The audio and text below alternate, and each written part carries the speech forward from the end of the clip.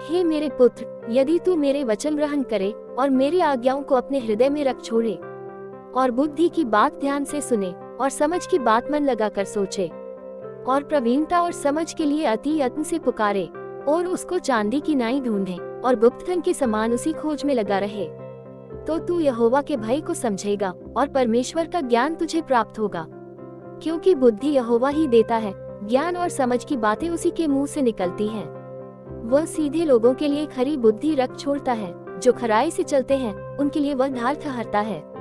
वह न्याय के पथों की देखभाल करता और अपने भक्तों के मार्ग की रक्षा करता है। तब तू धर्म और न्याय और सीधाई को निदान सब भली भली चाल समझ सकेगा। क्योंकि बुद्धि तो तेरे हृदय में प्रवेश करेगी और ज्ञान तुझे मनभाव लगेगा। विवेक तुझे सुरक्षित रखेगा और समझ तेरी रक्षक होगी, ताकि तुझे बुराई के मार्ग से और उलटफेर की बातों के कहने वालों से बचाए, जो सीधाई के मार्ग को छोड़ देते हैं ताकि अंधेरे मार्ग में चलें, जो बुराई करने से आनंदित होते हैं और दुष्ट जन की उलटफेर की बातों में मगन रहते हैं, जिनकी चाल चलन टेढ़ी मेढ़ी और जिनके मार्ग बिगड़े हुए हैं।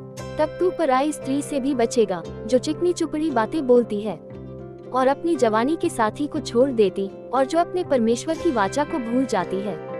उसका घर मृत्यु की ढलान पर है और उसी बिगड़े मरे हुओं के बीच पहुंचाती है। जो उसके पास जाते हैं उनमें से कोई भी लौट कर नहीं आता और नवे जीवन का मार्ग पाते हैं।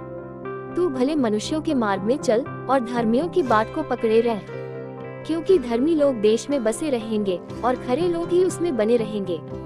दुष्ट लोग देश में से नाश होंगे और विश्वासघाती उसमें से उखाड़े जाएंगे।